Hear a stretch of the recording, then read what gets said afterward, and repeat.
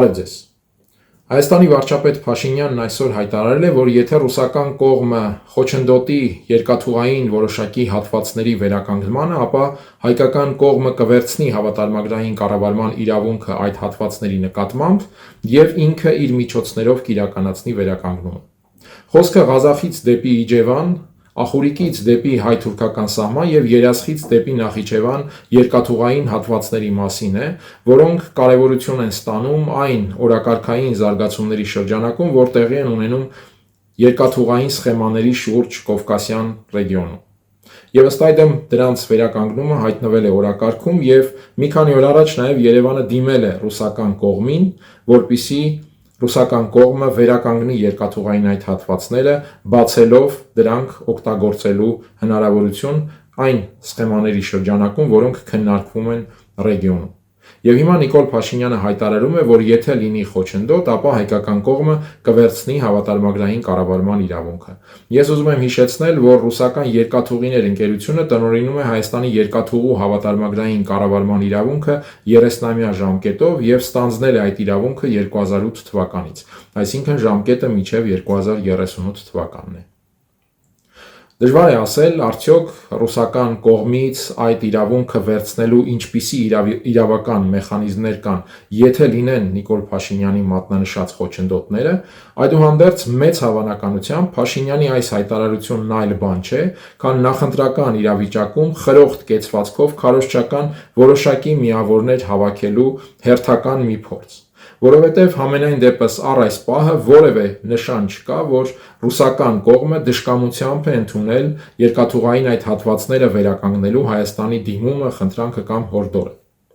Ավելին, դատելով տեղի ունեցող զարգացումներից, մենք կարող ենք առնվազն ունենալ ենթադրության բավական ծանրակշիռ հիմք, որ հենց Ռուսաստանն է առանցքային մոդերատորներից մեկը ռեգիոնում երկաթուղային նոր լոգիստիկ սխեմաների գործարկման տեսանկյունից։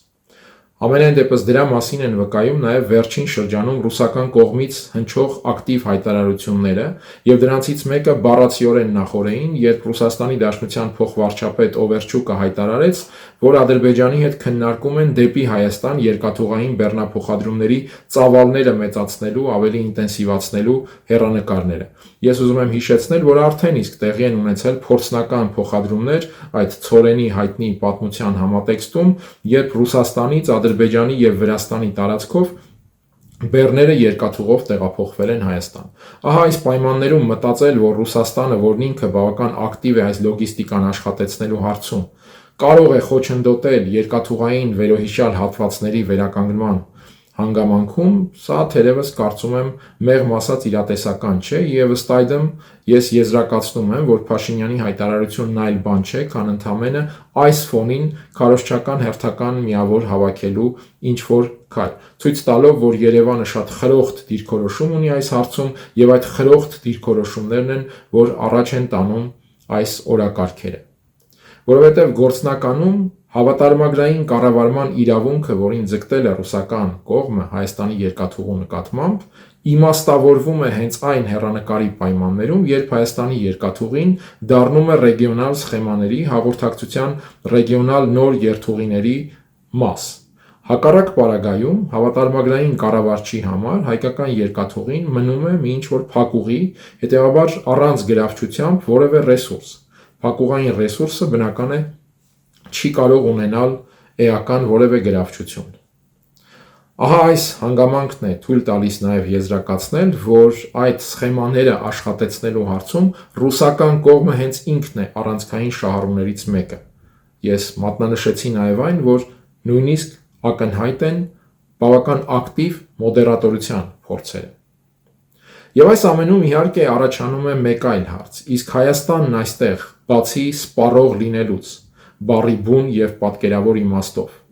բացի նաև այս ամենից ընդամենը նախընտրական քարոզչական էֆեկտ ստանալու փորձերից,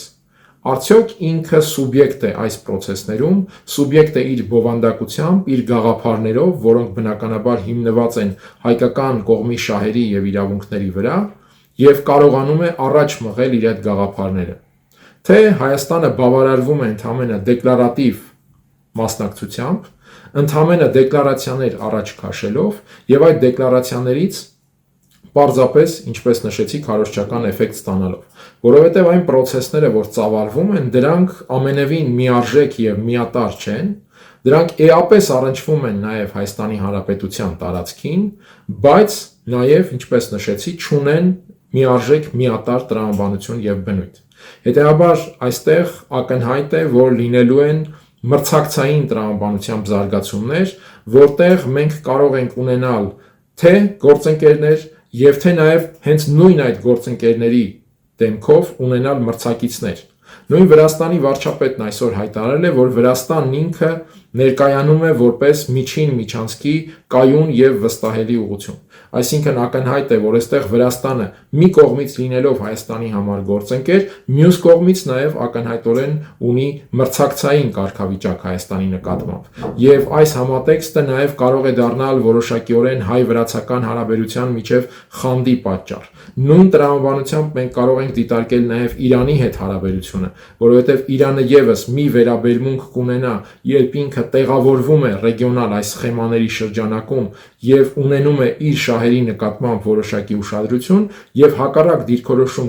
կարող է ունենալ, եթե բացարձակապես դուրս է մնում կամ էապես դուրս է մնում այս ռեգիոնալ սխեմաներից։ Այս հարցերը կառավարելու համար է, որ շատ կարևոր է Հայաստանն այս ամենում սպառող է ընդհանրապես իր պարզապես դեկլարացիաներով եւ այդ դեկլարացիաներն ընդհանրապես ներքին քարոզչական սպառման ենթակա դարձնելու իհարկե հետեւողական եւ համառ ջանքով, թե Հայաստանը սուբյեկտ է իր բովանդակությամբ, իր քաղաքական օրակարգով եւ այդ քաղաքական օրակարգը սպասարկելու եւ առաջ մղելու կարողությամբ։ Այս հարցում ցավոք սրտի պատասխանները առայժմ դեկլարատիվության օգտին են, այսինքն ոչ Հայաստանի սուբյեկտության օգտին։ Մենք առայժմ տեսնում ենք Հայաստանի միայն սպառողական կարգավիճակը եւ պարզապես ներքին սպառման համար քարոզչական ակտիվության եւ քարոզչական, այսպես ասենք, պասիոնարության դրսևորումները։ Քաղաքական բովանդակության առումով ցավոք սրտի Հայաստանն առայժմ աչքի չի ընկնում։